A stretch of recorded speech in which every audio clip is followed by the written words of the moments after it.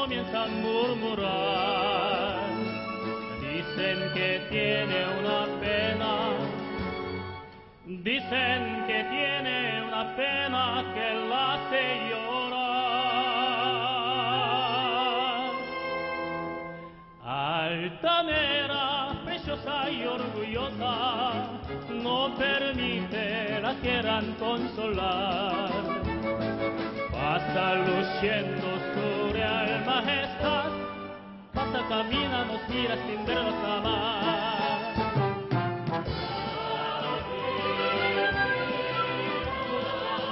Tiene pena y dolor,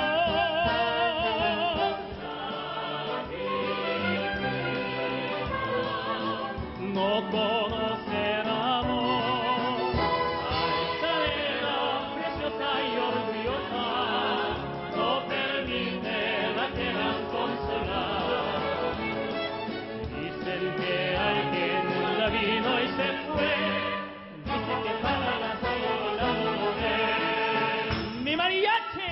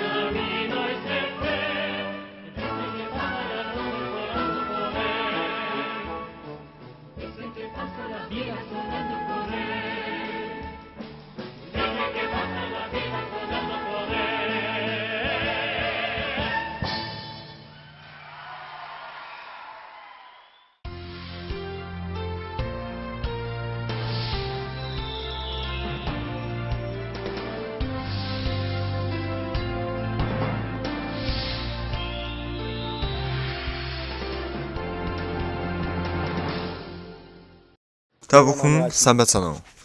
Өнгөрсөн 1-7 хоногийн турш бас Бурхан бидний дотор олон ажлуудыг хийлээ.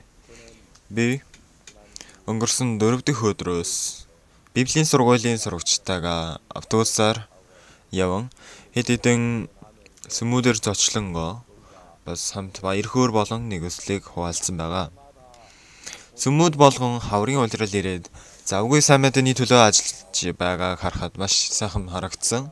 Бас Библийн сургуулийн сурагчид машин дотроо үг хуваалцсан, гэрчлэл хийж, залбирч, мөн өдөржин амралтгүйгээр сүмүүдээр очин Африкийн дуудуулж өгөөд их сайхан цагийг өнгөрүүлсэн байгаа. Бидний үргэлж хамт цуглаад нөхрөлөх үед Бурхан бидний дотор амьдаар ажиллаж байгааг харахад баяртай байдаг. Нүдэнд харагддаггүй Бурхан бидний дотор ямар ажлыг хийснийг өнөөдөр ч гэсэн хамт ярилцах цаг гарсан баяртай байна. 787 дугаар бичлэгийн цаг ирлээ. Өнөөдөр өнгөнгийн цэцгнүүд хоёр талаараа загсаасан замаадагаад энд ирсэн байгаа. Энэ тэндээс дэлбэлэх цэцгнүүд шиг Бурхан бид манай цуглааны дотор хаврын адил агуугаар ажиллана гэж бодохоор үнэхээр баяртай байна. Тэгвэл эхний хөтөлбөрт цуглааны мэдээг үзцгээе.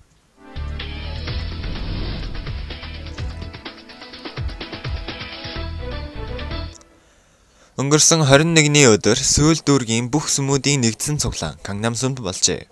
Энэ цуглаан нь Африкт зочлолтоо дуусгасан Пагукс пастрыг угтахаар болон Африкт болсон сайхан мэдээг сонсохын тулд олон итгэгчид цуглаан хийжээ.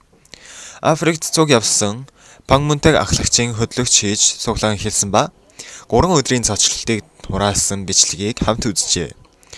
Дараа нь сайн мэдээ эмчилгээний багийн Хуан Хёжон дараг гэрчлэл ярьсан ба баярын тоглолтоор Сүүл дүүргийн Африкийн дуу болон Грашас хамтлагийн гишүүдийн дуэт дуу явагдсан байна.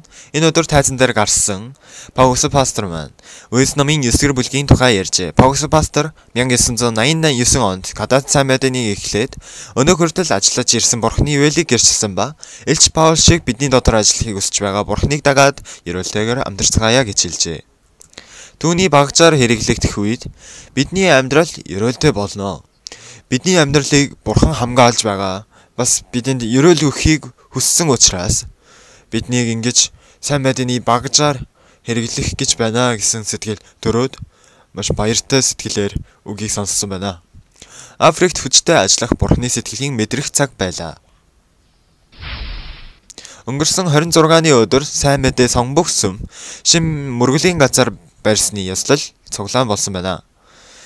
Мөргөлийн газар барьсны ёслол дээр Паулус пастор болон сүүл дүүргийн пасторууд итгэгчид оролцсон ба сонгох сүмийн сурагчдын тоглолт ёслолоо эхлүүлж дараа нь 3 сарын 2-нд сонгох сүмд ажил хариуцах болсон Ууж Онхоон пастор шин мөргөлийн заалыг өгсөн Бурхандаа алдрыг өргөжээ. Энэ дүүрэгт удаан амьдрахад Бурхан энэ удаад сайхан газарт бас сайхан байрыг зөвшөөрсөн байгаа. Сайн мэдээ тарахаж сайн буудлын яг өмнө байрлаж байгаа учраас ялангуяа олон оюутнуудад сайн мэдээ тараах боломжийг Бурхан бидэнд өгсөнд талархаж байна. Тэрээр Граша хамтлагийн Чэжангмин, Ихёнжу, Юнжонгжун гишүүд баярын тоглолт төлөвлөжээ. Тайзан гарсан Паулус пастор Баруун Африкийн 3 улсуудын зочлолтын тухай гэрчлэлийн хажуугаар Үлс номын 8-р бүлэг дээр их хавцлаг авч байсан Иерусалим сүмийнхэн Бурхан хамт байсан тул сайн мэдээ тарааж баяр төөртэй байсан шиг сонгох сүмийн итгэгчид зоригтой сайн мэдээ тараавал Бурхан бүх асуудлаа шийдвэрлэж найдвар өгнө гэж хэлжээ. Бурханы өгсөн шин мөргөлийн газарт цаашаа сайхан сайн мэдээний түүхийг бичнэ гэж бодохоор үнэхээр найдвартай байна. Паулус пастортай зүг явагдах Маханайн Библийн сургуулийн бүх хотын сүмүүдээр аялан зочлолт нь 23-наас 25-ны хүртэл явагджээ. 29 дахь Маханайн Библийн сургуулийн сурагчид болон Паулус пастор эхний өдөр Канва мужаар явж 2 сүмүүдээр дамжин 2 сайн мэдээг Канрын сүмдэр очиж нэгдсэн цуглаан болжээ. Линкольн ахлах сургуулийн сурагчид болон Библийн сурагчид тоглолт үзүүлж Паулус пастор үг дамжуулсан байна. 2 дахь өдөр Дунгэ болон Мөнгөн Сангжу сүмээр дамжаад сайн мэдээ дээгүүр сүм рүү хөдөлжээ. Сайн мэдээ дээгүүр сүмдэр ч гэсэн олон хүмүүс цуглаад аялан тоглолтын багийг угтан авч Паулус пастор Баруун Африкийн 3 улсуудын зочлолтын гэрчлэлийг ярин итгэгчдийг Бурханы ажилд ашигладаг багаж болно гэж найдварыг дамжуулжээ. 3 дахь өдөр болон 25-ны Гочаан болон Самчон Жижүүсүчон сүмд дамжин Мөгбо сүмдэр одоохондоо мөргөлийн газар барьж дуусаагүй байгаа Мөгбо сүмээр очин бас үг дамжуулсан байна. Махнайн Библийн сургуулийн аялан зочлолт 25-ны өдөр Мөгбо сүм зочлсноор хөтөлбөрөө дуусгажээ. Сайн мэдээ Иерусалим сүмд өнгөрсөн 19-ний өдөр Иерусалимд Махнайн Библийн хичээл явуулсан байна. Махнайн Библийн хичээл бол Иерусалим сүмээс жилд 2 удаа Солонгосоос пастрыг өрн явуулдаг Библийн хичээл бөгөөд энэ удаад Израильд ариун газраар зочилж ирсэн Хоньс пастор үг дамжуулсан байна. Хоньс пастор Матай номын 8-р бүлгийн уйман өвчтэй хүний талаар ярьсан ба ялангуяа Библи бол зөвхөн энгийн нэг Израилийн түүхэн бичиг биш, тус хүн дамжуулах Бурханы үг юмаа гэдгийг тодорхойлон ярьжээ. Энэ Библийн хичээлдэр өдийг хүртэл Зангжуйн пастортай удсаар холбогдож байсан нэгэн эмэгтэй хүн оролцож Хоньс пастортай ярилцсан авралыг авч Иерусалим сүмд баяр хөөргийг авчирчээ. Бурхан надад маш том ажраглалыг өгчээ. Би одоо мөн хамтай болсон. Нэг өдөртөө надад байсан бүх зүйлүүд маань дууссан. Сэтгэлдээ би ингэж итгэсэн баярлаа. Энэхүү бүх Израиль аврагдах болно. Энэ нь ийм бичигдсэн юм гэсэн үгийн адил Израиль улсад Бурханы ажлыг турших цаг байлаа. Өнгөрсөн 21 болон 21-ний өдөр сайн мэдээ Гимчон сүмдэр хятадуудад зориулсан Библийн семинар явагдсан байна. Энэ Библийн семинар нь Гимчон дүүргийн ойролцоо байрлах хятадуудын төлөө зохиогдсон ба цагаа тааруулж Солонгост 20 хятад пастор ирж Маханайн Библийн сургуулийн сурагчдтайгаа гудамжинд гарс сургаалт сурчлагаа явуулжээ. Эхний өдөр Хятадын Сокажан сүмийн Хёнхюжин эзэгтэй авралын гэрчлэл ярьж Хятадын Бээжин сүмийн Хаммингу пастор Йохан номын 5-р бүлгийн 38 жилийн өвчтөй байсан хүн үнэхээр өөртөө найдах ямар ч зүйлгүй болсон үед Есүс Есүстэй уулзсан болсон шиг өөртөө ямар ч найдваргүй болсон үед Есүс бидний дотор ажиллана гэж хэлжээ. Энэ удаагийн Хятадын Библийн семинараар үргэлжлүүлэн энэ жилдээ Гүмчон сүмд ажиллах Бурхныг найдвартай харцгаая. Сайн мэдээ Сүвон сүм дээр сайн мэдээ Уньян сүмийн Жанхансу пастрыг өрн Библийн семинарыг хийсэн байна. Сүвон сүмийн итгэгчид айлуудаар очиг семинарт урьснаар хотын иргэд болон таньдаг хүмүүсээ урьсан байна. Өдөр бүрийн Сүвон сүмийн найрал дууныхан Магдалины дуу бэлдэж өргөсөн ба номлогч Жанхансу пастор 4 өдрийн турш итгэлийн амьдралын суурийн тухай ярьсан ба ялангуяа 26-ны өдөр сүүлийн өдрийн орой Эхлэл номын 40-р бүлгийн талаар ярин ахлах талархчин болон ахлах сүнжийн үгээр итгэлийн амьдрал бол Есүсийн дээр нэгэн зүйлийг нэмэх өөрийн дээр нэмэх биш өөрийгөө хасах юмаа гэж хэлсэн байна. Энэ удаагийн Жанхансу пастрын үгээр өдөг үртэл итгэлийн амьдралыг ямарваа асуудал юм уу ямар явах ёстой цаашдын замын энгийнээр суурийг нь зааж өгсөн маш гоё байсан. Бас өнөөдөр Эхлэл номын 40-р бүлгээр ахлах сүнж болон ахлах талагчны тухай сонсонгоо итгэлийн амьдрал бол Есүсийн дээр ямарваа зүйлийг нэмэх юм биш юм аа. Харин бид өөрсдийгөө хаях юм аа. Есүс Христийг л харах юм аа гэж хэлж өгөөд миний сэтгэл ч гэсэн би үнэхээр дандаа л дутаж байгаа юм шиг ажмаар дүүргээд явах ёстой юм шиг тийм бодол маань итгэлийн амьдралыг хэцүү болгодог байсан. Тэгвэл би өөрийгөө авч хайвал болох юм байна. Итгэлийн амьдрал гэдэг үнэхээр амархан зүйл юм байна гэсэн сэтгэл төрөөд баяртай байсан. Үгийн цагийн дараа олон итгэгчид судалдаа үлдэж пасторуудтай хуваараа ярилцсан байна. Энэ удаагийн Библийн семинар нь шинэ оролцогчдоос гадна Сүвон сүмийн итгэгчдийн сэтгэлийг үгээр дүүргэх цаг байлаа. Свазиленд Манжины сүмд өнгөрсөн 13-наас 18-ны хүртэл Рома хашаана болон Манжины Библийн семинар зохион явуулжээ. Энэ Библийн семинар нь Свазилендийн боловсролын яамны сайдын уриалгаар хонох байр болон хоол иргэдийг өргөх гэх мэт бүх талаараа ивэн тэтгэлийн дор явагдсан ба залуучуудын семинар болон хүүхдүүдийн Библийн сургаал хичээлийг зэрэг явуулжээ. Мөн боловсролын яамны сайд өөрийн биеэр семинарыг оролцогчдын өмнө сайн мэдээ цуглаантай уулзсан хэрэгчлэлийг ярьжээ. Сайн мэдээ 의정부 сүмийн Шимжэон пастор үг дамжуулсан бөгөөд Манжинид болсон Библийн семинар дээр 70 шинэ хүн судалсан ба эрүүл мэндийн яамны сайд байсан Өмпопо пастор өөрийн биеэр тэр орны хэлээр орчуулга хийж байжээ. Найдвартай энэ газрыг харцгаая. Сайн мэдээ Ансан сүм дээр 22-оос 25-ны өдөр хүртэл сайн мэдээ 의정부 сүмийн Шимжэон пастрыг өрн Библийн семинар зохион явуулсан байна. Ансан сүмийн итгэгчид семинарын төлөө залбирлаар сэтгэлээ нэгтгэж гудамжинд болон айлуудаар очин хүмүүсийг урьсан байна. Ансан сүмийн итгэгчдийн бэлдсэн найрал дуу семинарын уур амьсгалыг удирдах номлогч шин пастор Хаадын дэд номын 11-р бүлгийн хуваалц дамжуулжээ. Үгийн цагийн дараа оролцогчдын төлөө хуваар уулзах цаг гарсан байна. Энэ удаагийн Библийн семинар Ансан дүүргийн итгэгчдэд бас Бурхны сэтгэлтэй уулзах боломж гарчээ. Өнгөрсөн 22-оос 25-ны өдөр хүртэл сайн мэдээ Дангжин сүмдэр аж аргалтай амьдралын төлөөх сэтгэлийн боловсрол болон Библиэр аяллаа гэсэн сэдвээр сэтгэлийн боловсрол явагдсан байна. Үдээс өмнө болон оройгоор өдөрт 2 удаа явагдсан энэ лекцэн дээр Чонгян сүмийн Ким Сонгван пастор лектор байжээ. Энэ хөт лекц нь 1-2 хэсгээр хуваагдсан явагдсан ба Ким Сонгван пастор олон жишээнүүдээр дарамтаа даван туулах хүчтэй сэтгэлгээний талаар сэтгэлийн боловсрол тараажээ. Ялангуяа энд ойрхон төмөр үйлдвэрийн ажилчид оролцож ажлын нөхцөлд хэрэгтэй сэтгэлийн байдлыг сурч авлаа гэж хэлсэн байна. Шинэ удирдлыг тохиолдуулан Дангжин иргэдэд аж аргалын амьдралыг бэлэглэх сайхан цаг байлаа. Өнгөрсөн 18-наас 20-ны өдөр хүртэл сайн мэдээ Ёжосүм дээр энэ жилдээ Египт рүү илгээгдсэн нүүхэн илгээгдэх болсон нүүхний пастрыг өрн Библийн семинар зохион явуулжээ. Египт пастрын Египтээс гарсан номын түүх гэсэн сэдвтэйгээр хийгдэх нүүхний пастор 1 жилийн Египтийн сайн мэдээний багаар амьдарсан амьдрал болон 3 жилийн турш Египтэд сургууль сурахад сурсан Египтийн түүх болон соёл заншлыг суурай болгон Библийн Египтээс гарсан номд агуулгдсан Бурхны сэтгэлийг дамжуулсан байна. Ёжосүмийн итгэгчид энэ семинараар гэлгүй энэ жилдээ ажиллах Бурхны бодхой найдвар төрж байна гэж ярилцгаач байсан байна. Өнгөрсөн 16-наас 19-ний өдөр хүртэл сайн мэдээ Тайван сүмд Ким Жен Су пастрын өрийн Библийн семинар зохион явуулжээ. 4 өдрийн турш явагдсан семинарын үеэр Сувон сүмээс ирсэн итгэгчид болон Тайван сүмийн итгэгчид нар оролцжээ. Номлогч Ким Жен Су пастор Эхлэл номын 27-р бүлгийн Якоб болон Исавийн түүхээр дамжуулан үг дамжуулсан байна. 20-ны өдөр Сувон сүмийн итгэгчидтэй цуг Бүрьед байрладаг хятад сүмэн дээр очиж Библийн семинар хийсэн ба тэр өдөр өдөөс хойш Цанхуа их сургуулийн бүсгүй ахлах сургуульд очин их сургууль лекц тавьсан байна. Үгээр зогсолгүй идэвхтэй ажиллах бурхныг найдвартай харцгаая. Руанда улсын олон улсын залуучуудын нийгэмлэгийн салбар өнгөрсөн 8-наас 18-ны өдөр хүртэл нийслэлээр нийслэлийн боловсролын их сургууль болон эдийн засгийн их сургууль тэгээд SFB их сургууль тус бүрд сэтгэлийн боловсролын лекц явуулжээ. Энэ сургууль дээр болох сэтгэлийн боловсролын лекцэнд гадаад сайн мэдээний багийнхны тоглолт, олон улсын залуучуудын нийгэмлэгийн үйл ажиллагааны танилцуулгын бичлэг үзүүлэх, тэгээд Гомбонжин даргын сэтгэлийн боловсрол лекцээр хийгджээ. Мөн гадаад сайн мэдээний багийнхны явуулах академийн цаг явагдсан байна.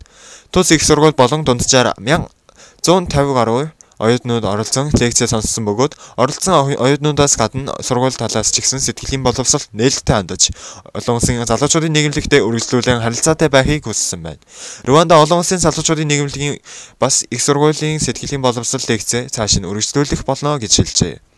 Сайн мэдээ Инчон сүм дээр гэрэлсэн эмэгтэйчүүдийн цуглаанаас компьютер сурах ангийг ажиллуулж эхэлжээ.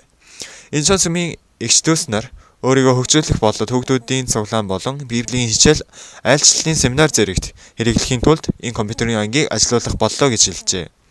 Энэ чансмын эгчдүүс нар сурах тал дээр айдас төгшөөр байгаа ч гэсэн оролцож үзье гэсэн сэтгэлгээтэйгээр хичээлд оролцож байгаа гэж сэтгэлэл хэлж байсан байна. Сайн мэдээний төлөө хязгааргүйгээр өөрийгөө хөгжүүлэхээр уриалж байгаа энэ чансмын эгчдүүсийг найдвартайгаар харцгаая.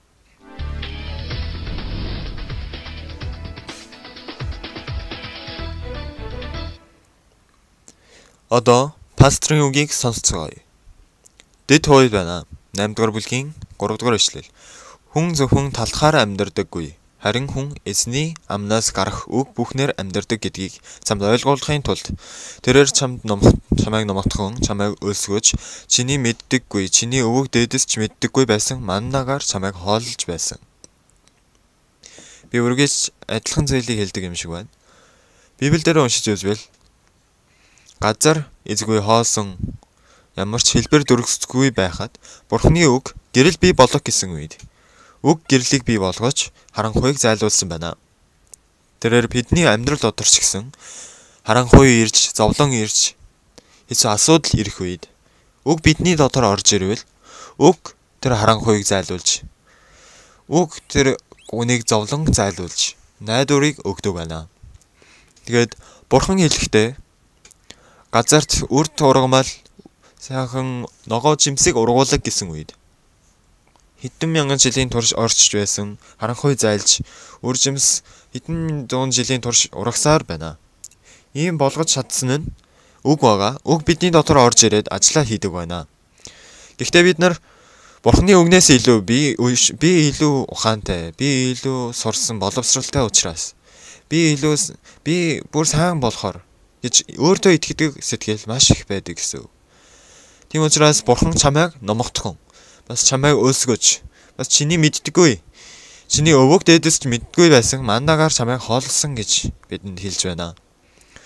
Тиймээс бидний арга замаар амьдарч байгаа нь бүгдээрээ сайхан, үзэсгэлэнтэй, сайхан замаар явах юм биш юм аа. Бурхан харин биднийг номогдгож, бид нар хичнээн итгэлийн амьдралаар сайн амьдрий гэж хичээсэн ч гэмнүгэл үйлдэх л болдог, бид нэр буруудах болдог. Тэгээд бид нарыг номогдгож, бид нарыг өлсгөж, хүн хичнээн сайхан амьдрахыг хүссэн ч хүн хэцүү асуудалтай тулгардаг, бас хэцүү зовлонтой тулгардаг байгаа. Тийм болохоор Бурхан биднийг үргэлж номогдох ажлыг хийсээр байгаа юм аа. Бидний сэтгэл бардан болсоор байвал би сайн болохоор, би сайн хийж байгаа болохоор, би ухаантай болохоор тийм байна гэж боддог. Тэгснээр Бурхан найдах сэтгэл нь багасдаг байгаа. Харин Бурхан биднийг номогдгож өлсгөснөөр хүн гэдэг хичнээн дутагдaltaй сул дорой гэдгийг хүн төрөлхтөн өөрийнхөө дүр төрхийг ухааруулж өгдөг юм аа. Хүмүүс өөрсдийгөө хуулийг сахиж, бурхан сайн үйлчилж, дуулууртай байвал бүгдээрээ сайн болно гэж боддог боловч итгэлийн амьдрал гэдэг хизээж тэгж болдоггүй юм аа. Бидний сэтгэл номогдохгүй бол хизээж бурханд үйлчилж чадахгүй. Өөрийнхөө замаар явъя гэсэн бодлоод хүчтэй бидний дотор төрөх учраас бурханы бодол бидний бодол санаа үнэхээр ялгаатай учраас бид нар өөрсдийн бодлоор, бидний өөрсдийн замаар бурханд үйлчлэх юм бол бид нар өөрсдийн зүтгэлээр бурханд үйлчилж, бид нар өөрсдийн хүчээр сайн зүйлийг хийх гээд зүтгэх тохиолдол маш их байдаг. Хэрэг бурхан бидэнд гэрлийг бий болгож өгөөгүй байсан бол хэн биднийг харанхуйгаас аврах байсан бэ? Хэрэг бурхан өөр зургамал энэ мод жимсийг бүтээгээгүй байсан бол хэн биднийг хоололдог байсан болоо? Бид нар хичнээн ухаантай байсан ч, хичнээн сайн хүн байсан ч эцэст нь хүн талхаар амьдардаггүй. Харин хүн эзний амнаас гарах үг бүхнээр амьдардаг гэж хэлсэн байна.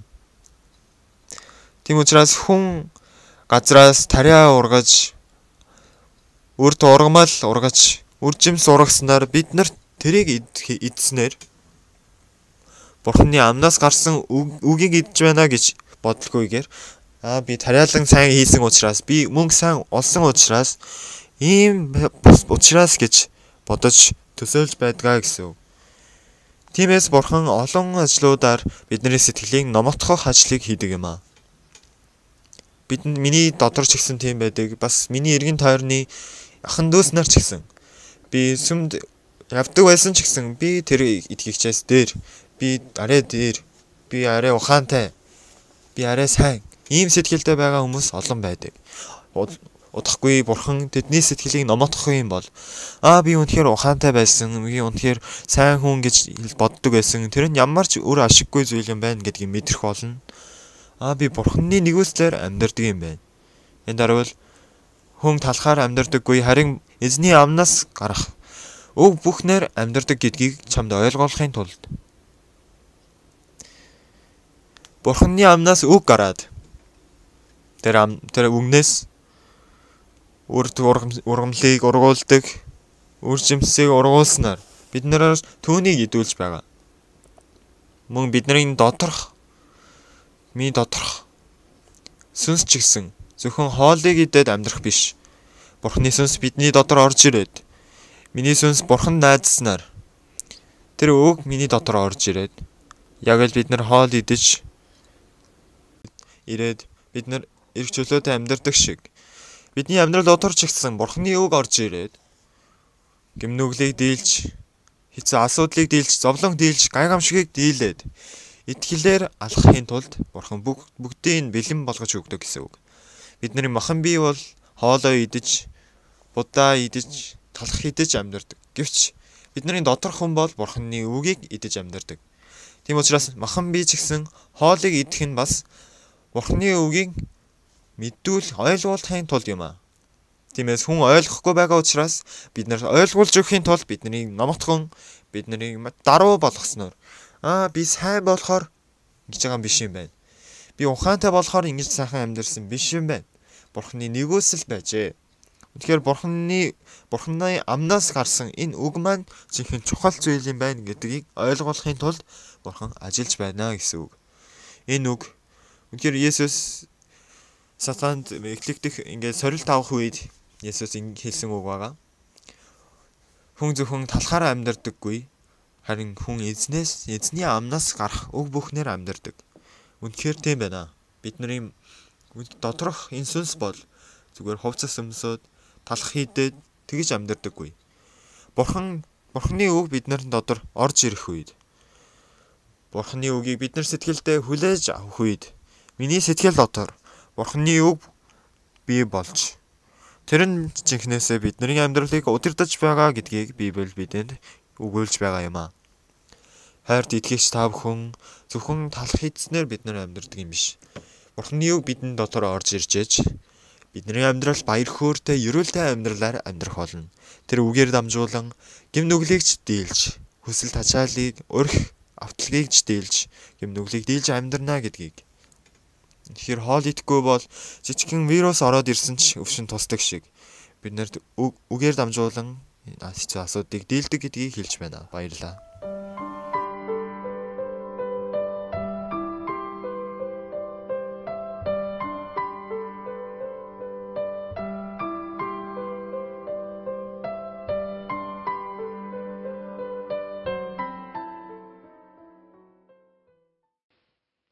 Христэд итгэдэг хүн бол заавал нэг очихыг хүсэх газар бол Израиль гэдэг улс билээ.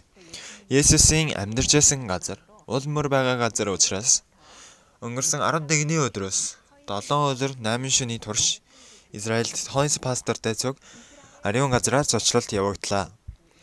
Израильд үлдсэн Есүсийн уул мөрийг хамт дагаад үзцгээе. Библиэлд гарч байгаа дүрүүдийг одоо харж чадахгүй боловч тэдний амьдарч байсан газраар явна гэдэг яг л их норондоо очиж байгаа юм шиг сайхан зүйл юм аа. Давидын харж байсан тэнгэр газар бас Есүсийн гიშгэж байсан уул мөрийг харж бид түр зүрдээ тэдний нүдээр харж чадсан байна.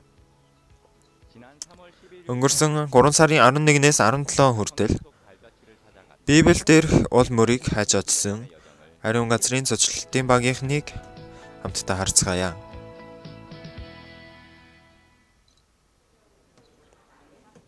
Энэ удаад ариун газрын зочлолтын багийнхан хойнс пастор болон сайн мэдээг хангадун сүмийнхэнтэй гадаадын пасторууд нийлээд 25 хүн оролцсон байна.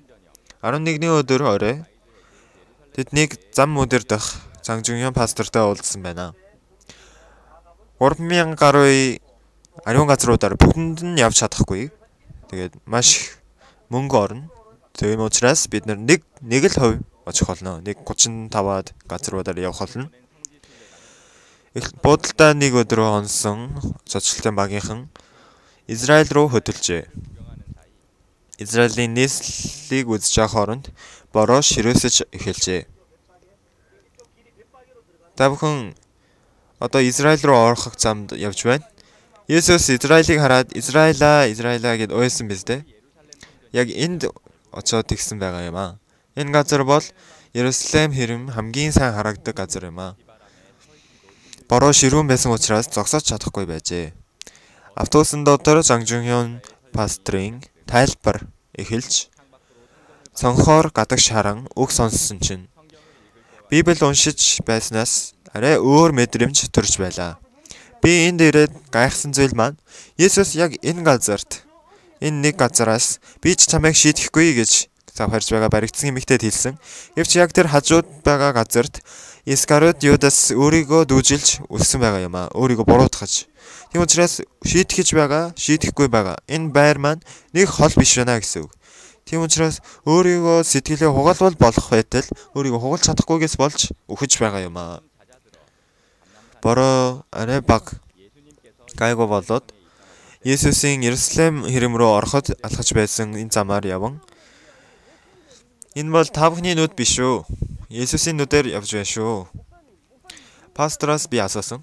Паус пастор хэрмийн талаар юу гэж бодож байна гэсэн чинь пастор хэрэм бол завхарж байгаа баригдсан эмэгтэй шүү гэсэн. Тиймээс пасторын сэтгэл дотор хэрэм ч гэсэн байгаа. Авраам ч гэсэн байгаа. Гэхдээ пасторын сэтгэл дотор завхарж байгаа баригдсан эмэгтэй байсан гэсэн үг. Есүсийн олон удаа залбирчсэн газар. Мөн хамгийн сүүлд Есүс баригдсан газар. Зангжунгyon пастор бол Гамрам модны хажууд цугларсан байна. Яг тухайн үед Иерусалимын юудэчүүдийн байдал тийм байсан гэсэн үг. Есүс аврагч, Есүс өвчнийг эдгэжсэн учраас Есүсийн үг сонсох нь дуртай. Гэхдээ өөрөө Есүстэй цуг өөрийнхөө амьдралаа бүгдийн Есүст өргөх харин дургүй байсан. Тиймээс тэдний донд хинч нэгэн ч Есүсийг хүйтэн шөн хонож байсан боловч Есүс дээр ирээд манайд хоноорой гэж урьсан хүн нэгч байгаагүй. Энэ мод бол Есүсийг байхасаа ахуулаад оршиж байсан мод. Тиймээс Есүсийн залбирлыг сонссон, Есүсийн дүрийг сонссон, Есүс Ромын цэргүүдэд баригдсаныг харсан. Ромчууд цэргүүдээсээ болж шулуугаар дарагдаж өгсөн юм шиг байсан боловч Есүсийн үгээр дахин амилсан энэ мод байна. Ойлонгаа зураг авалж байгаа нэг итгэгч байна. 2000 жилийн өмнө Есүс энэ газарт үнэхээр Иерусалимд цовдлогдохдоо тэрнээс өмнө залбирангаа уйлж байсан тэр дүр маань танагдаад ойлгохоос аргагүй байсан. Тэгээд бас энэ мод маань Есүсийн үгийг бас сонсоод дахиад амьлаад гараад ирсэн гэсэн үгийг сонсоод бас сэтгэлдээ их догдолсон байна. Багийнхан Есүсийн булш байгаа газар руу хөдөлсөн байна.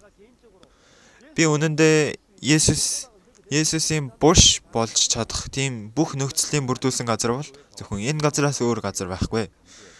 Дангжийн пастор бол энэ зүйлийн тодорхой шинж тэмдгийг тодруулж хэлсэн байна. Есүс хэрэг зовдлогдсон газар бол энэ газар юм бол Есүс бүгд гүйцэтгэлээ гэж хэлсэн газар бол энэ газар бөгөөд та бүхний бүх юмныг л уучлагдсан газар бол энэ газар юм аа. Голгода уулнаас 100 метрч хол биш газарт Есүсийн булш байгаа юм аа. Энэ бол энэ булшны амийн хадны хэмжээ юм аа. Яг энэ хэмжээтэй хад амийг тагалж байсан гэсэн үг. Нарны туяа тусвал яг л энэ цогцтой газрыг тусах болно. Итгэгчид энэ дээр ариун зоог өргөсөн байна. Бид нар бүгдээрээ Есүсийн булш хүртэл ирсэн тийм ээ. Энэ бол жинхэнэ үхсэн газар биш юм аа. Тэр газар бол үхсэн газар. Харин энэ газар бол амьсан газар юм аа. Бид нар энэ махан бие гэдэг хайсан дотор Есүс одоо амьд байгаа гэсэн үг. Бид нар одоо Есүс болоод буцан явсгаая. Тийм биз дээ? Тиймээс бидний дотор тулгарсан бүх асуудлыг бид дийлнэ гэсэн үг. Тийм ээ? Голгода уулан дээр бидний махан бие үхэж энэ газар дахин амьсан Есүс миний дотор амьдарч би ч бас Есүс болох юм аа. Дараагийн зочлолтын газар бол бид заадаа цөөрөм юм аа. Есүс 38 жил өвчтөй байсан хүнтэй уулзсан газар бол энэ газар билээ. Библиэр дамжуулан өчнөө олон удаа сонсч байсан 38 жил өвчтөй байсан хүн энэ нэг газрын энэ нэг дунд зогсож байсан байх. Хэвтэж байсан байх. Бас Есүс тэднийг хайж ирсэн байх. Ямар ч хичээл зүтгэл дуусаж юу ч хийж чадахгүй болсон үед Есүс бидэнд хайж ирдэг. Бос дэвсгэрээ аваад яв. Бос дэвсгэрээ аваад яв. 38 жил өвчтөй байсан хүнд хэлсэн үг байна. Дараа өдөр багийнхан Бэтлехэм рүү хөдөлжээ. Бэтлехэм бол нэгэн засгийн газрын хүнээсээ болж арабчуудад шилжигдсэн байна. Одоо арабын харьяат газар болсон байна. Үгийг сэтгэлдээ агуулж байсан бол ийм зүйл болохгүй л байх байсан гэж ярин. Үгийг үгүйсгсэн хэрэг маань хичнээн мунхаг зүйл байсныг ухаарах цаг болжээ.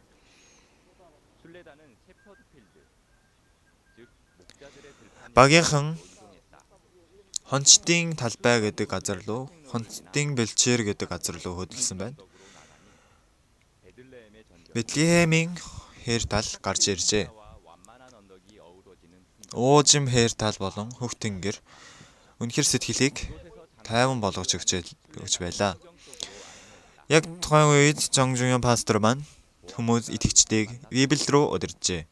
Боаз Руттай уулзсан үед бөгөөд Давид хоньнуудыг хариулж байсан газар билээ. Үнэхээр элч нарын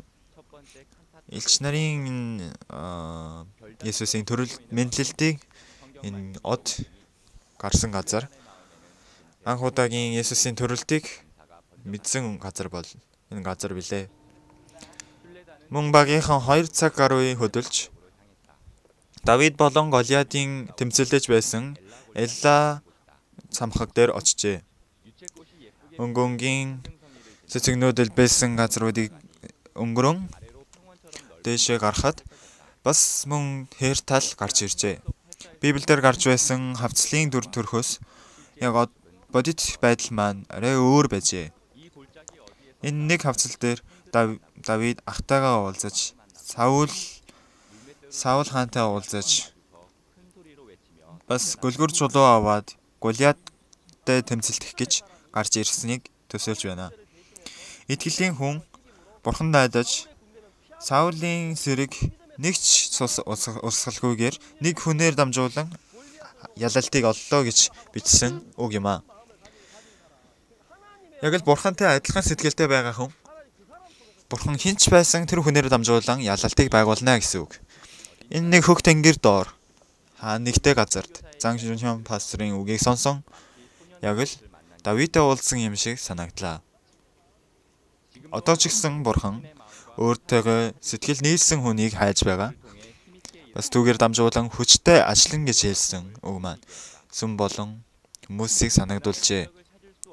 Одоо бол тэр үеийн төр шинжийг санагдуулахгүй байгаа боловч одоо Библиэр дамжуулан бид нар төсөөлж чадаж байна.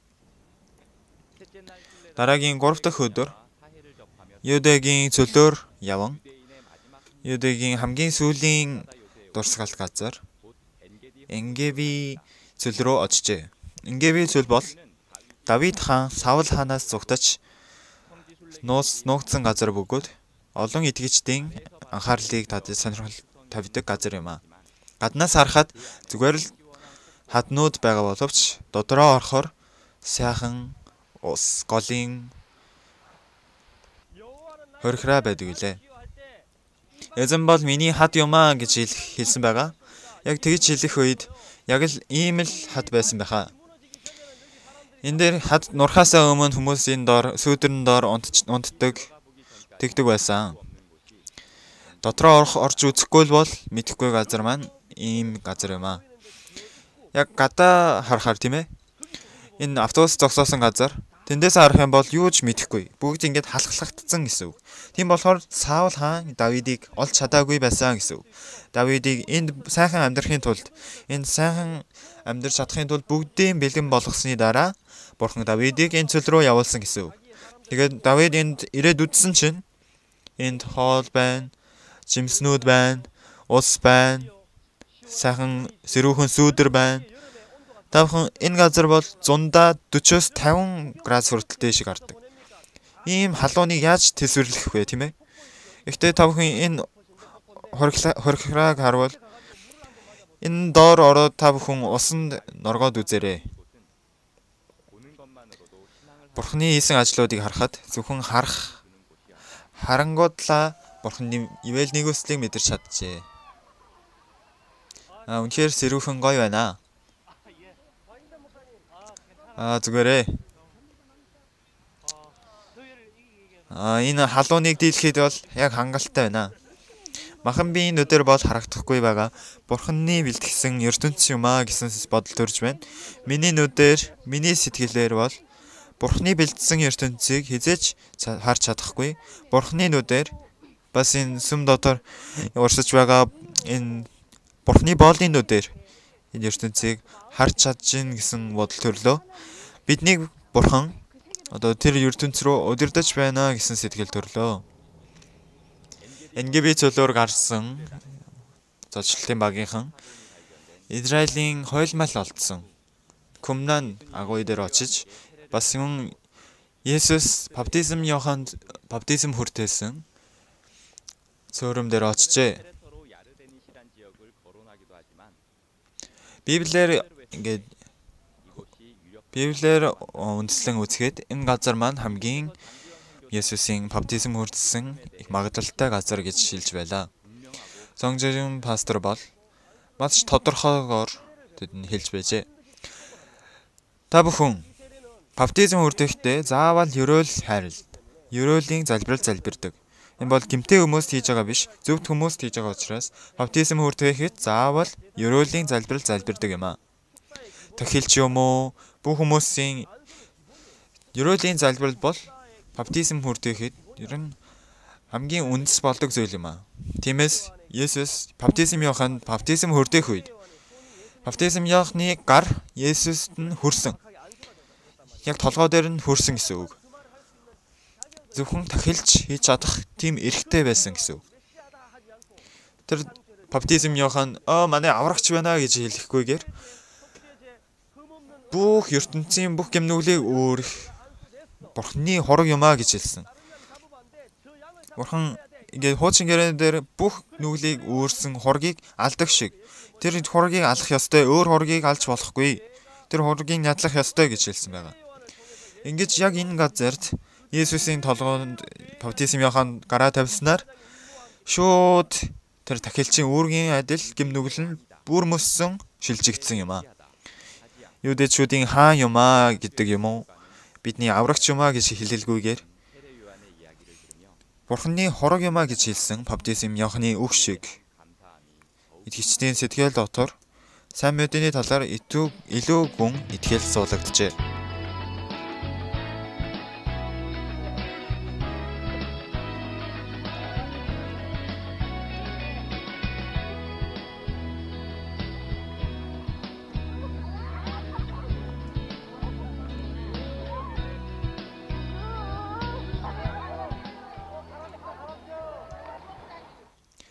Галилийн нутаг руу хөдөлж нэг өдрөө хонсон багийнхан дараагийн өдөр Горазайн нутаг руу хөдөлжээ.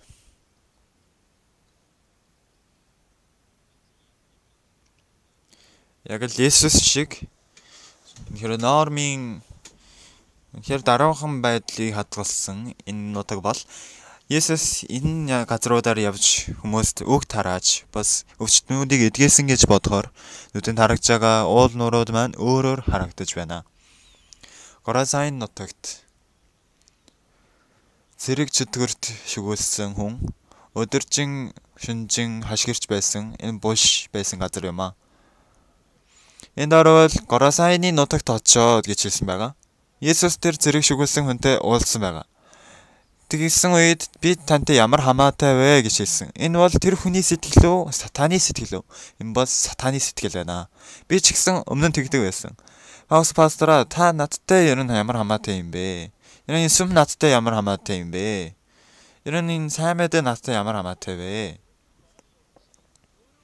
Есүс ирээд энэ бузар муу чөтгөр эндээс зайл гэж хэлсэн. Есүс зайл гэсэн бол чөтгөр гарахгүй юу? Гарнаа. Амьдрал дээр мөн итгэлийн амьдрал дээр хязгааргүй олон удаа төрж байсан бодлууд Зангжингийн пастрын гэрчлэл дотор энэ шимнэл маань миний бодол биш харин сатаны хэлжсэн үг байсан гэж бодохоор санал нийлж байсан бас зайл гэж хэлсэн бурханд Есүст маш талархсан байна. Өмнө нь үнэхээр би өөрийн бодол илүү их байсан.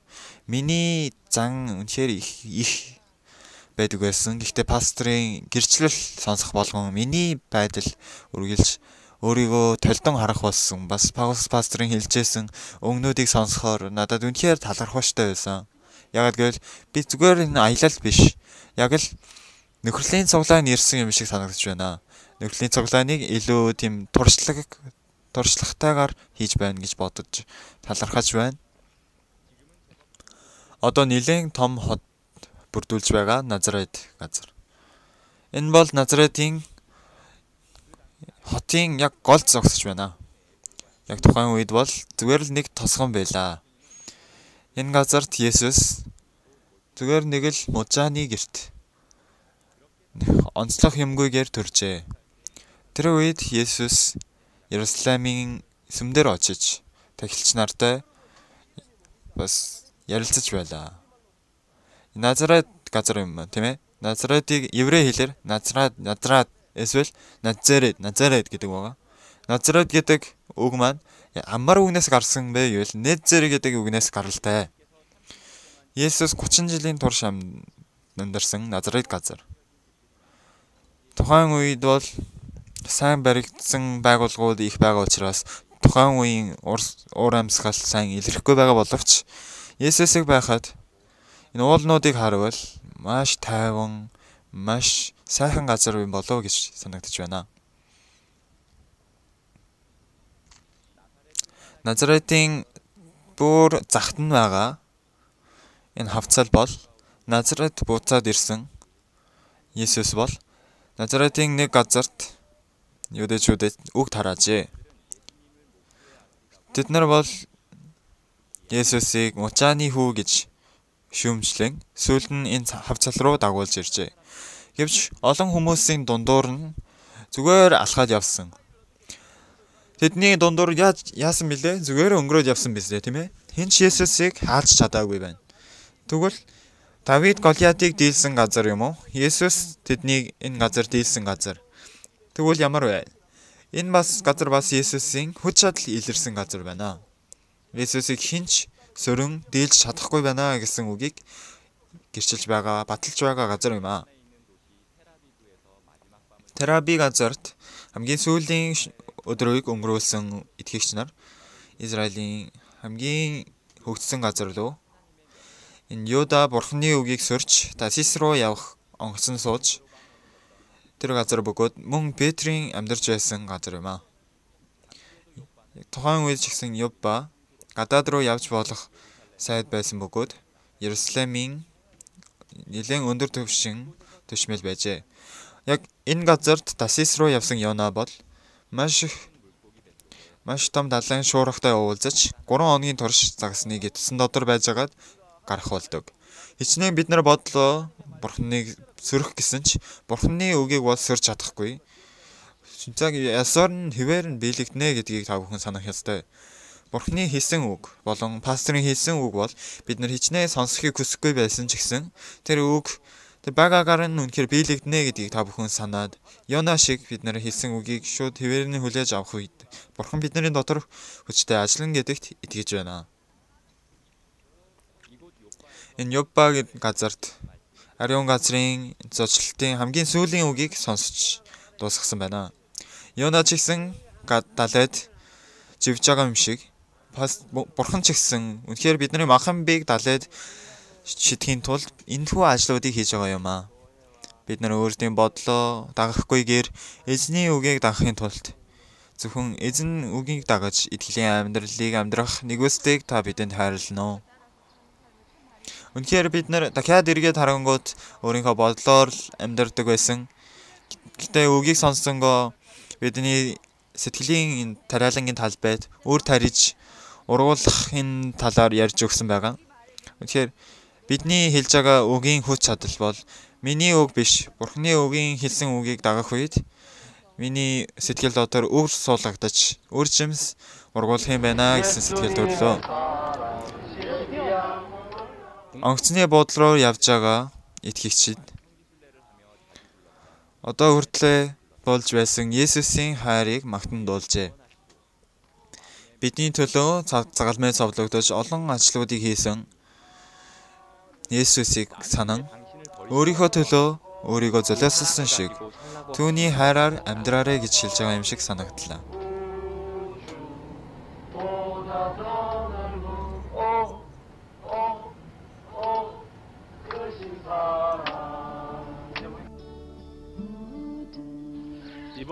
Энэ удаад бид Ариун газрын зочлолтыг хийхэд олон итгэгч ахын дүүс нар эзний явсан уул мөрийг даган явна.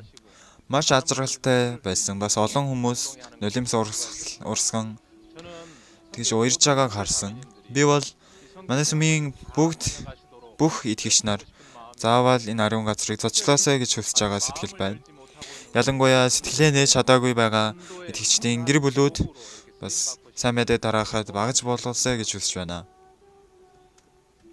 Израилийн Ариун газрын зочлолт маань үгээр дүүрэн байсан аялал байлаа.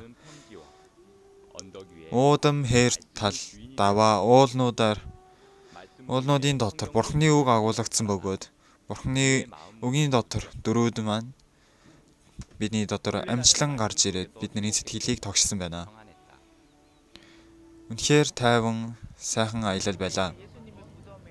Яг тэр үед Есүс загалмай дээр цовдлогдох үедээ бид нарыг Есүс гэж пастор хэлсэн тийм ээ.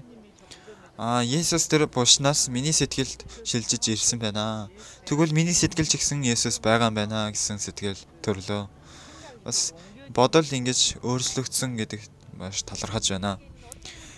Бидний дотор ямар ч асуудал байсан Есүстэй холбогдох үед Есүстэй холбогдсон үе бидний бодох юм, санаа зовдох юм юу ч байхгүй. Есүс бүгдийг хариуцсан гэж бодохоор үнэхээр баяртай байна. Есүс байгаа болохоор үнэхээр баяртай байна. Бид нар бол зөвхөн харах гэсэн зүйлээ л хардаг. Гэхдээ бидний нүдийг нээлгэж өгч, шинэ зүйлийг харуулж өгж байгаа Бурханы үг байгаа гэж бодохоор энэ зүйл маань Израилийн Ариун газрын зочлолт юм аа.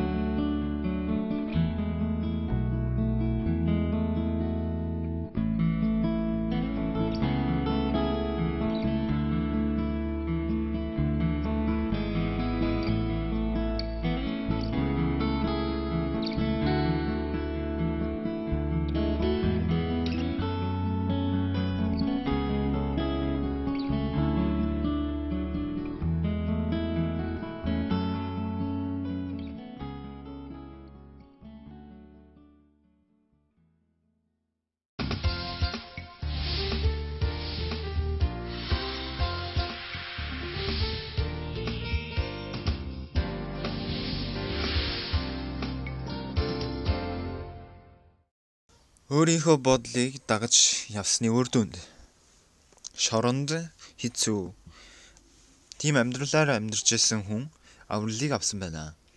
Энэ аврал маань тэр хүнд шинэ амьдралыг бэлгэсэн билээ. Одоо гэрлийг тарааж өгдөг тийм сайн мэдээ түгийгч болсон байна. Өнөөдөр сайн мэдээ Дубон сүмийн Ким Ги-сон пастор бидэнд хамтдаа уулзцгаая. Сайн байна уу? Дубон сүмд ирээд хэр удаж байна вэ? 2 гаруй жил болж байна. Сүмийн талаар ярьж өгөөч. Би Дубон сүмд анх очсон үед би өөрийнхөө талаар их сайн мэддэггүй байсан. Бас ийм байхад болох байлгүй дээ гэсэн бодолтойгоор амьдарч байсан. Тэгээд Дубон сүм дээр байж байхдаа олон асуудалтай тулгарч байсан. Бас олон асуудал бэрхшээлтэй тулгарч байсан. Тэгсэн чинь сүмийн талаар сүмийн сэтгэл юу юм бэ гэдгийг мэдрэх болсон. Манай итгэж ахын дүүс нартай уулзахад бас сүмийн ажлуудыг хийгээд олон бэрхшээл сааднуудтай уулздаа. Сэтгэлээ нийлүүлж байсан хүмүүс ч байсан боловч сэтгэлээ нийлүүлэхгүй байгаа хүмүүс ч гэсэн байгаа хараад би бас тэгж ижлэхэн сэтгэлдээ амьдарсан байна гэсэн сэтгэл их төрсөн. Бас сэтгэл дотроо ч гэсэн их олон удаа уйлж байсан. Би өөрийнхөө сэтгэлийг харахад би тэгж заваан бохир амьдралаар амьдарсан болов. Би тэгж тийм амьдралаар амьдарсан байх гэсэн бодол их төрсөн. Ким Ги-сон пастор энэ удаад Дубон сүм их шинжлэгдсэн бодохоор үнэхээр баяртай байна. Бас шоронд очоод сайн мэдээ тараах үйл ажиллагааг бодохоор аз жаргалтай баяртай байна. Тэгээд та шоронд байхдаа үнэхээр шоронгоос гарч ирээ шал өөр хүн болсон. Та шоронд байх амьдрал ямар байсан бэ? Ярьж өгөөч. Яг одоогоор би Анянд сайн мэдээний тараах үйл ажиллагаа эхэлсэн. Тэгээ бараг би өнгөрсөн 4 сарын 1-нд Мексик руу явна. Тэгээд 4 сарын 17-нд буцаж ирнэ. Тэгээд 17-нд бараг бүх шорнуудаас намайг дуудаж авчирч лекц тавиарэ гэж хэлсэн. Ийм байдал бүрдүүлэх нэгэн нөхцөл байсан л да. Энэ удаагийн өнгөрсөн жилийн семинар байсан баха. Тэр семинар дээр пасторуудын цуглааныг хийхдээ пастор бидэнд хэлсэн нэг л үг байгаа. Ямар зүйлийг ярьсан бэ гэвэл нэг нь би хүүдээ ч гэсэн зааж өгдөггүй нэг юм байгаа. Би хүүдээ чи ийм юм зааж өгөөгүй гэж хэлэнгээ бидэнд ийм юм ярьж өгсөн. Нэгэн өвс газраас зулгаж агаад аманда зажилсан. Тэгээд өвсөн гутал хийдэг хүний талаар ярьсан. Тэгээд аавын хийсэн гутал үнэхээр сайн зарагдчих байхад хүүн адилхан гутал хийжсэн мөртлөө зарагдахгүй байсан гинэ. Хүүнд үнэхээр сониуч сан төрж байсан. Тэгээд адилхан гутал юм шиг байхад тэгээд аавын гутал мал сайн зарагдаад өөрийнхөө гутал сайн зарагдахгүй байхаар үнэхээр сониуч сан төрсөн. Тэгээд аав нь насварах үе нь болоод үнэхээр нас нь өдлөөд насварах болсон учраас ааваа үнэхээр гутал хийх аргаа сайн зааж өгөөч гэж хэлсэн. Тэгсэн чинь аав нь үнэхээр харамссан нүдээр харан нас барсан гэж хэлсэн. Пастор ч гэсэн бидэнд хэлэхдээ ийм жишээгээр дамжуулан өөрийгөө пасторын хэлсэн үгийг дагаж хийдэг хүн байгаа, дагаж хийдэггүй хүн байгаа. Бас энийг яг амьшиг хайрладаг хүн байгаа, амьшиг хайрладаггүй хүн байгаа.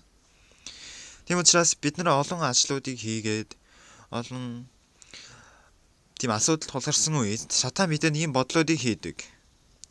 Энэ болохгүй хаа, энэ бүтэхгүй. Ийм бодлоодыг сатан хийдэг. Тэгээд пастор ингэж хэлсэн. Та нар яагаад зохиолаад байгаа юм бэ? Өдөөс нь зохих ёстой шүү дээ. Яг л тэмцээн дээр харвал бас зохиолал байвал хожигдно шүү дээ. Яг өдөөс нь яг зохидог хүн бол яг л тэр хүн бол жинхэнэ номер 1 зогсдог гэж би харж байсан. Тэгээд өөдөөс нь зохиж авах нь үнэхээр чухал юм байна гэсэн сэтгэл төрөөд би сэтгэл дотроо үргэлж мэдчихсэн сэтгэл дотроо тэр давтаад тэр үгээ давтаад дандаа би өөрийнхөө зурчлаа өөрчилж ихсэн. Хэцөхрөлтэй үнэхээр хэцүү асуудал ирсэн ч гэсэн энэ бол хэцүү асуудал биш ээ. Бурхан настай хамт байгаа. Бурхан настай зөв ажиллаж байгаа. Олон асуудал тулгарх үед болгон Бурхан надтай хамт байж би энүүгээр намайг баяр хөөртэй болгож байна гэсэн сэтгэл үргэлж төрж байсан. Тэгээд энэ удаад би шоронгийн лектор тавихаар нэг удаа оролдъё доо гэж бодож байсан. Тэгээд пастор ч гэсэн ингэж хэлэхдээ хүмүүнлэгийн талаас бид нэр сургалт явуулах хэрэгтэй гэж хэлсэн. Тэгээд Солонгос улсад ер нь залуучуудыг удирдах тийм боловсрал байхгүй байна. Бид нар энэ хүмүүнлэгийн боловсралаар дамжуулан сэтгэлийн боловсролоор залуучууд хүүхдүүдийг бүгдийг удирдах болно гэж хэлсэн. Тэгээд би шорон ч гэсэн ингэж хүмүүнлэгийн талаар сургалт явуулах юмсан гэд би утсаар ярих гэсэн чинь үгүй ээ би хэдэн жилийн турш ингэж орлож үзсэн штэ гэсэн чинь болохгүй байсан. Тийм болохоор надад тийм л сэтгэл төрсөн. Гэхдээ пастор тэр юу илээ? Өвс зулгаагаад тэгсэн штэ өчөөхөн тэр өссөг шүү дээ. Би нэг залгаад үзье гэд. Бараг нэг 21 газраар залгасан чинь нэг Анян хотын тэр шорон бол утсыг авсан. Анян шорон дээр нэг өдрийн турш сэтгэлийн боловсролын лекц тавих болсон байгаа. Очсон чинь нэгэн өрөөндөө орж танхим дээр эхлээд тентхийн ажилчид эхлээд суух болсон байна.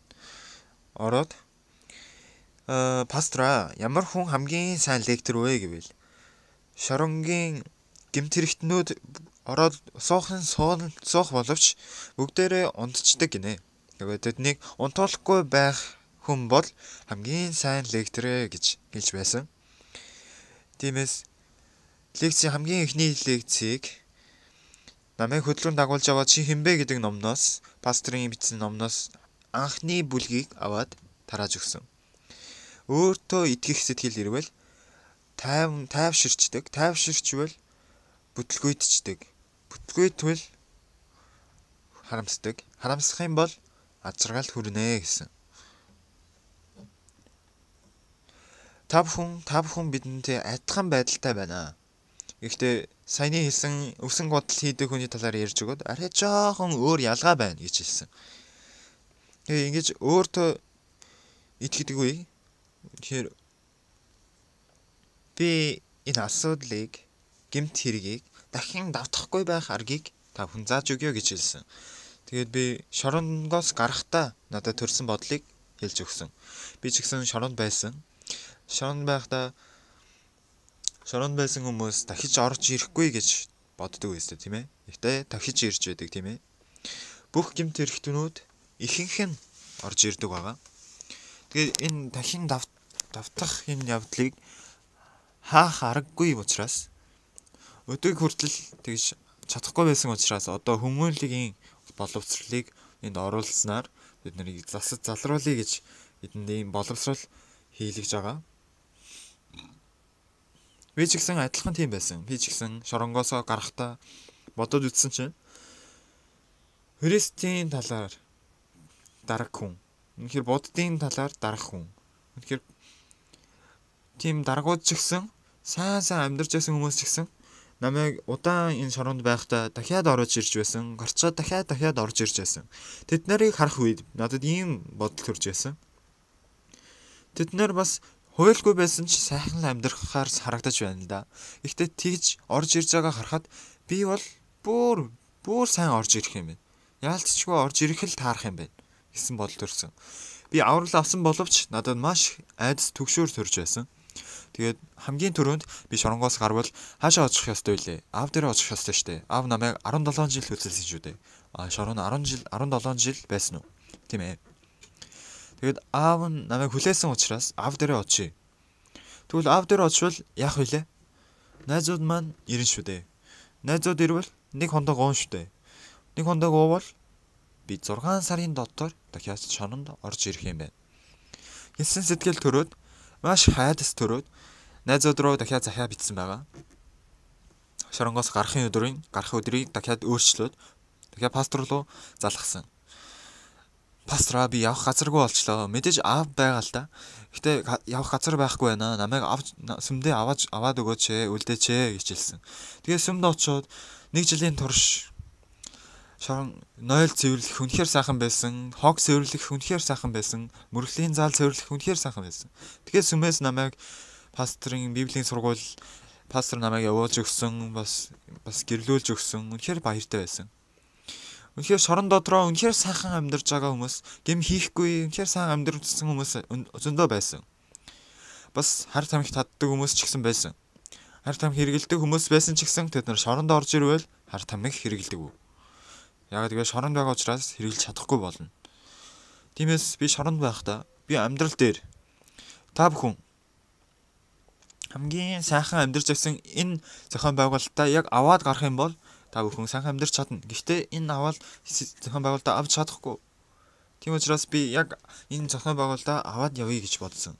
Надад багш өдөрдөгч байх ёстой. Намайг зааж өгдөг, намайг барьж өгдөг, намайг хиймээр байгаа зүйлийг барьж хянаж өгдөг тийм хүн хэрэгтэй байна гэсэн зохион байгуулалтыг үнэхээр бүрдүүлж амьдрах ёстой байна гэсэн сэтгэл төрсөн. Та бүхэн надаас ялгаатай зүйл нь юу вэ гэвэл та бүхэн бол шоронгоос гарвал дахиж гэмт хэрэг хийхгүй гэсэн бодолтой байдаг. Тийм бодолтой гардаг. Та бүхэн тийм бодолтой байвал заавалчгүй гэмт хэрэг хийж л таарна. Яг тэгвэл би бол гэмт хэрэг дахиж хийж л таарна. Би амархан найзуутай уулзах болно. Би амархан өмнөх найз охинтойгоо уулзах болно. Амархан гэмт хэрэг хийх л болно гэж бодож байна.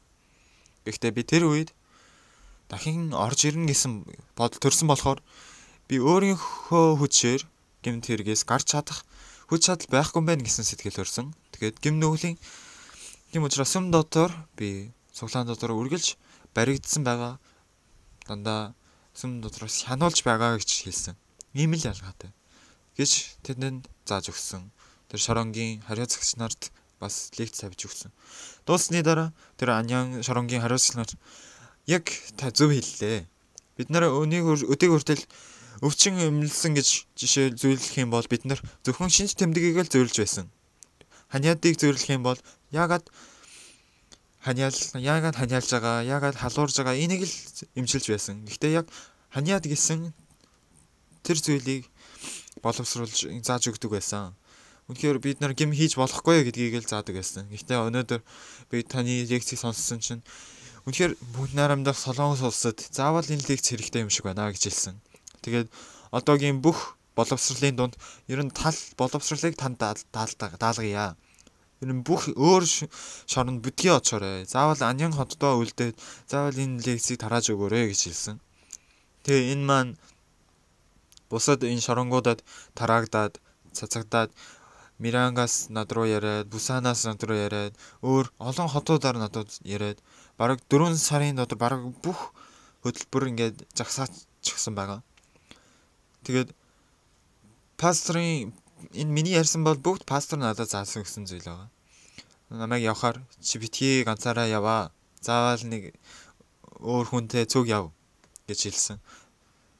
Тэгээд шоронд байгаа энэ хүмүүлгийн боловсролыг бид нар энэ хүмүүсийг хамт заая. Сургая. Бид нар хамтдаа энэ хүмүүсийг өөрчлөх тийм мөрөөдлийг бидэнд хийж өгсөн. Тэгээд цаашид бас ийм шоронгийн газруудаар очиж пастрын хэлсэн үгийн дагуу хийцгээе гэсэн сэтгэл төрсөн. Миний сэтгэл маш баяртай байна. Үнэн дээр миний хийсэн юм юу ч байхгүй. Пастрын үнэхээр зааж өгсөн зүйлээс өөр юм байхгүй. Ким пастор үнэхээр шорон дотроо байхад хүмүүс ихэнх нь харамсдаг байстай тийм ээ. Би дахиж шоронд буцан ирэхгүй гэж үнэхээр тэгж шийдэж гарч ирдэг. Гэхдээ ер нь ихэнх нь буцаад ирдэг тийм ээ. Яагаад гэвэл өөртөө итгэснээсээ болж гардаг асуудал байна. Лук номын баг хүү бас өөртөө итгэснээр өрн тараан амьдарсан байгаа. Тэгвэл шоронгийн сонссон хүмүүсийн байдал ямар байна вэ?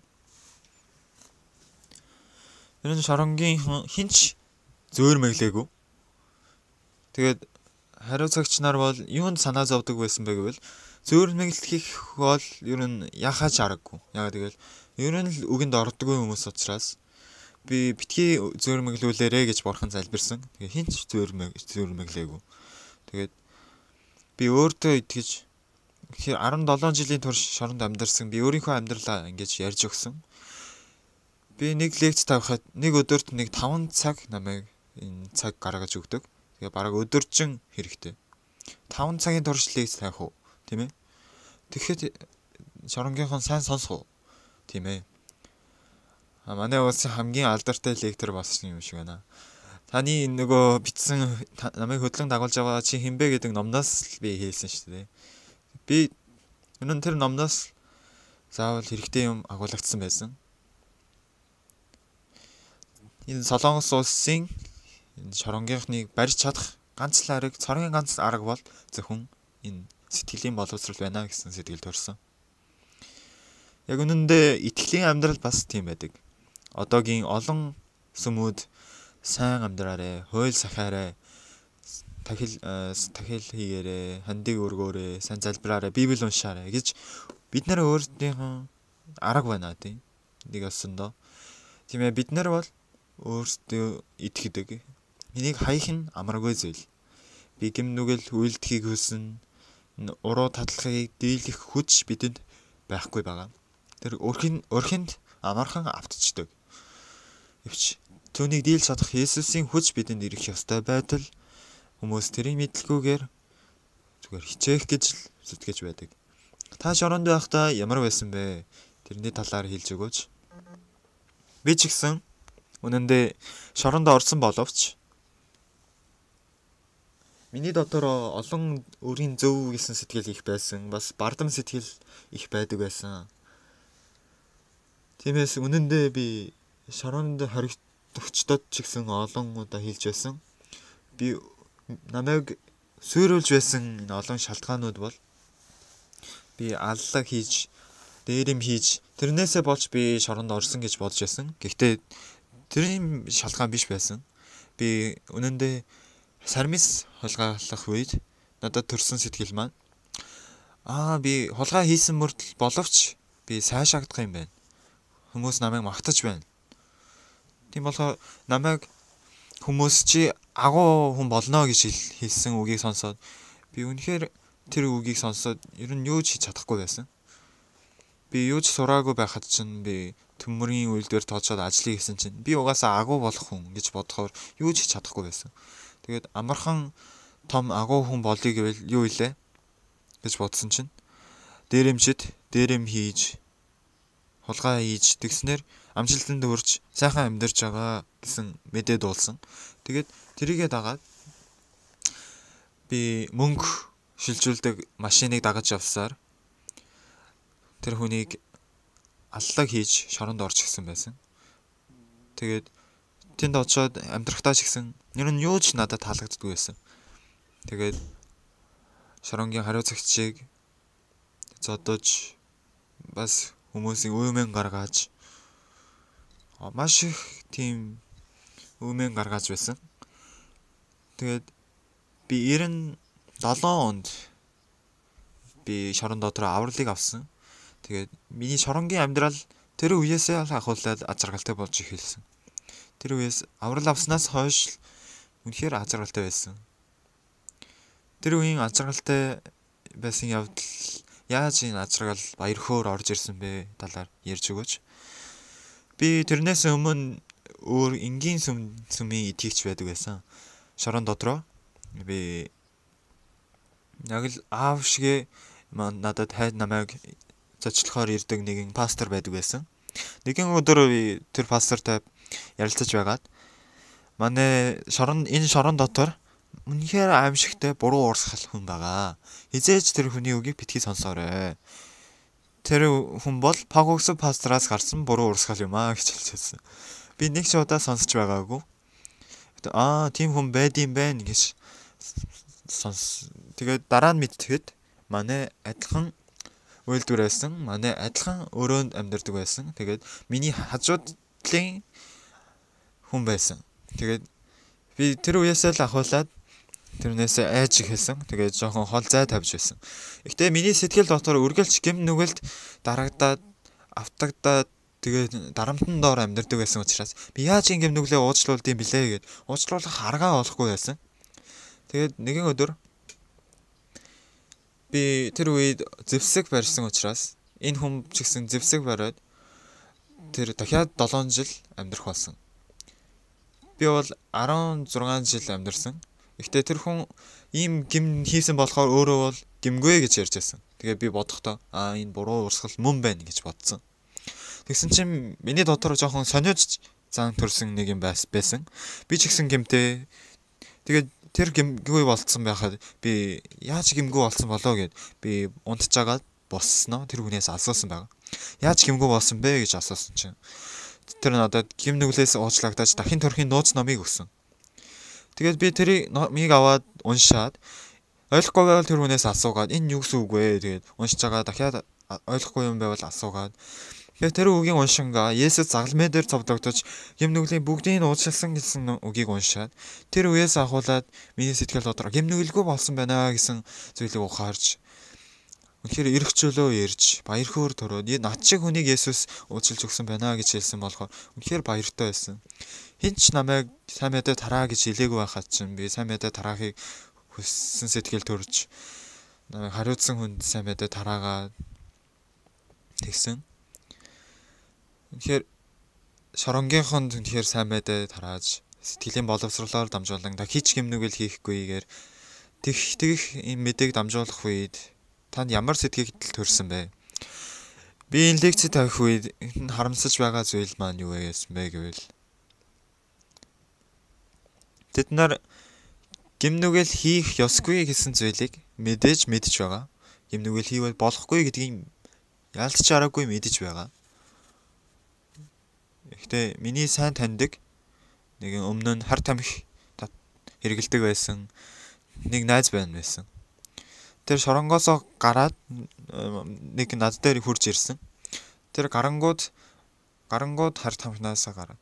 Тэр шоронгоосоо гарах болгон надад ирээд хар тамхинаас гарсан гэдэг. Би хар тамхинаас гарсан гэсэн. Тэгээд би ингэж хэлсэн. Чи арай хараахан болоогүй байна. Чи тийм бодолтой байвал дахиад нөгөө шорондоо орно. Би гарсан гэдэг чинь ямар муу ёрын юм ярьд юм бэ гэж хэлж байсан. Би нэрнгээс хар тамхинаас гарсан. Тэгээд хар тамхинаас гарсан хүн ихээ өрөвдөлтэй өстэй. Би хар тамхинаас гарсан хүмүүс сайн мэдээ тараахыг хүсэж байна гэсэн. Тэгээд би хар тамхи татж байгаа хүнтэй уулзаад сайн мэдээ тараана гэж хэлж байсан. Тэгээд би битгий яваа гэсэн. Би тийм хүн харахаар их өрөвдөлтэй байгаа ч дээ. Би чинь гарсан штэ. Тэгээд явна гэж байсан. Та яагаад явуулахгүй байгаа юм бэ? Сайн мэдээ таруулахгүй байгаа юм бэ гэсэн. Тэгээд тэр хүн явна гэсэн болохоор сайн мэдээ тараана гэж явчихад дахиад тэр хүнтэй уулзаад сайн мэдээ тараах байтугай нөгөө хар тамхинаа татаад дахиад шоронд орсон байгааг би харж байсан. Ер нь өөртөө итгэх гэдэг тийм амар зүйл юм байна. Өөрөө бол хар тамхинаас гарсан гэсэн бат итгэлтэй байж байсан. Би ч гэсэн өмнө нь тэгж амьдарч байсан учраас гэмт хэрэг гэдэг ийм аимшигтай юм. Би нэг удаа хулгай хийхээр баригдахаар үнэхээр айдаг байсан. Гэхдээ ер нь амжилтанд хүрэх тохиолдол маань маш их олон түгээмэл байдаг. Би нэг удаа хулгай хийгээд 2 удаа, 3 удаа хулгай хийсний дараа би ч баригдахгүй юм байна гэж бодсны дараа нь шоронд орчдөг гэсэн. Тийм учраас өөртөө итгэдэг хүн 3 удаа л юм болчих юм бол өөртөө итгэж бүр гэмт хэрэгтэн болж хар тамхинаас гарч чадалгүйгээр шоронд дахиад орж тэгдэм байна. Ийм зүйлийг ойлголтгүйгээр үнэхээр өрөвдөлтэй амьдралаар амьдрдэм байна гэдгийг ухаарад би заавал энэ шоронд ороод үнэхээр сайн мэдээ тараахыг хүссэн, ярьж өгөхийг хүссэн. Одоо ч гэсэн тийм сэтгэл байна. Бас цаашид ч гэсэн энэ шорон дотор манай улсын 200,000 гаруй хүмүүс дахин үйлдээд байгаа гэж дуулсан. Бараг 200,000 гаруй энэ гэмт хэрэгтнүүд давтан гэмт хэрэг хийж байгаа гэж сонссон. Бас энэ сэтгэлийн боловсролоор дамжуулан энэ тарааж өгмөр байна. Хийх юм үнэхээр их байна. Юуны өмнө Ким пастрыг гим нүглээс уучлж аварч өгөөд Бурхны хүн болгож номер 2 дугаар энэ гим хийсэн пастрыг шоронд явуулж бас дахин шоронд ороод байгаа энэ хүмүүсийн төлөө ингэж аврагч овчоор бурхан босгосон гэсэн сэтгэл төрж байна. Өнөөдөр уулзсан маш баяртай байлаа. Баярлалаа. Бурханы хийдэг ажил маань эзгүй хоосон харанхуй бүргсэн энэ газар дэлхийг гэрлээр бүгдийн гэрэлтүүлсэн шиг бидний сэтгэл дотор энэ гэмт хорон муугаар дүүрсэн гэмт байдлыг биднээр гэрэлтүүлэхийг хүсэж байгаа гэсэн сэтгэл төрж байна. Энэ гэмигийн пастор шиг үнэхээр энэ гэмт хэрэг дотор автсан хүмүүс олон байна. Бидний дотор ч гэсэн Есүсээр дамжуулан амьдрал гэрэлтэй болж баяр хөөртэй амьдралаар амьдраасай гэж хүсэж байна. Дараа энэ цагт уулзъя. Баярлалаа.